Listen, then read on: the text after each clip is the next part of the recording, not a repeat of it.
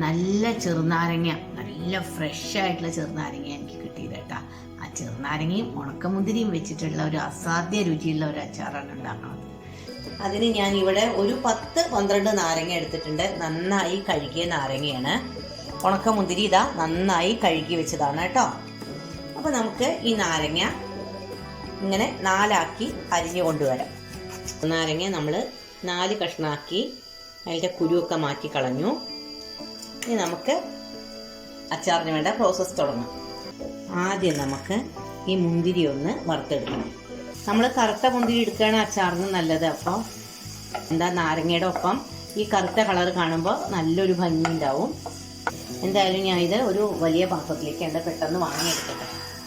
നമ്മളുടെ വീട്ടിലുണ്ടായ കാന്താരി മുളകാണ്. പിന്നെ കൊളസ്ട്രോളിന് വളരെ നല്ലതാണ് കാന്താരി മുളക് എന്ന് പറയുന്നുണ്ട്.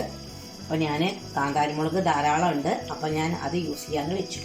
കടുകും ഉലുവയൊക്കെ പൊട്ടി ഇതൊക്കെ നന്നായി മൂത്തു. ഇതിലേക്ക് ഇഞ്ചി, നമ്മുടെ വെളുത്തുള്ളി അതിട്ടോളൂ. അപ്പോൾ നമ്മുടെ മുളകും നന്നായിട്ടൊന്ന് ഫ്രൈ ആയി. ഇതിലേക്ക് നമുക്ക് ഈ ചെറുനാരങ്ങ ഇട്ട് കൊടുക്കാം. അപ്പോൾ ഇതൊന്ന് നന്നായി വഴറ്റിയതിന് ശേഷം ഇതിൽ ഉപ്പിടാം. ഉപ്പിട്ടിട്ട് നമുക്ക് ഇതൊന്നാണ്ട് അടച്ച് വെക്കാം കേട്ടോ. ഈ അച്ചാർ നമുക്ക് ഓണത്തിനെടുക്കാം. ഈ ചെറുനാരങ്ങ അരിഞ്ഞതിന് ശേഷം ഒരു സ്റ്റീമറിൽ വെച്ചിട്ട് ആവി കൊള്ളിക്കുക. അപ്പോൾ ഇത് നന്നായിട്ട് അങ്ങോട്ട് ഉടഞ്ഞ പോലെയാവും. അപ്പോൾ നമുക്കിത് പെട്ടെന്ന് ഉപയോഗിക്കാൻ പറ്റും. കണ്ടോ, അതിന്ന് കുറച്ച് വെള്ളം ഇറങ്ങിയിരിക്കുന്നുണ്ടോ. ഇതിലേക്ക് നമുക്ക് ആവശ്യമുള്ള പൊടികൾ ചേർത്ത് കൊടുക്കണം. 2.5 സ്പൂണ് മുളക് പൊടി, പിന്നെ പിരിയമുളകിൻ്റെ പൊടി. അപ്പോൾ കുറച്ച് കളറ് നല്ല ഭംഗിയാവും. പിന്നെ കടുക് പൊടിച്ചത്, ഉലുവപ്പൊടി, മഞ്ഞൾപ്പൊടി, ഇത് 3 ഇതിക്കാണ്ട് ഇട്ട് കൊടുക്കാം. എല്ലാത്തിലും മുളകൊക്കെ നന്നായി ഒന്ന് പിടിക്കട്ടെ.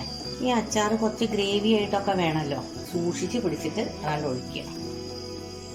ഇത് നന്നായിട്ട് ബോയിലായിട്ട് അതിലേക്ക് നമുക്ക് ഈ മുന്തിരി ഇട്ട് കൊടുക്കാം. അപ്പോൾ നമ്മുടെ അച്ചാർ എങ്ങനെയായി നമുക്ക് നോക്കാം കേട്ടോ. അതിൽ എരിവും പുളിയും മധുരവും ഒക്കെ ഉണ്ടോയെന്ന്. ഇതൊരു ഹോട്ട് ആൻഡ് സ്വീറ്റ് അച്ചാറാണ്. നമുക്ക് കുറച്ച് വിനിഗർ ഇതിലേക്ക് ഒഴിച്ചു കൊടുക്കാം കേട്ടോ. എല്ലാവരും ഈ അച്ചാർ ഒന്ന് ഓണത്തിന് ട്രൈ ചെയ്തോളൂ കേട്ടോ. എല്ലാവർക്കും എൻ്റെയും റെഡ് റോസസിൻ്റെയും കുടുംബത്തിൻ്റെയും വക ഹാപ്പി ഓണം.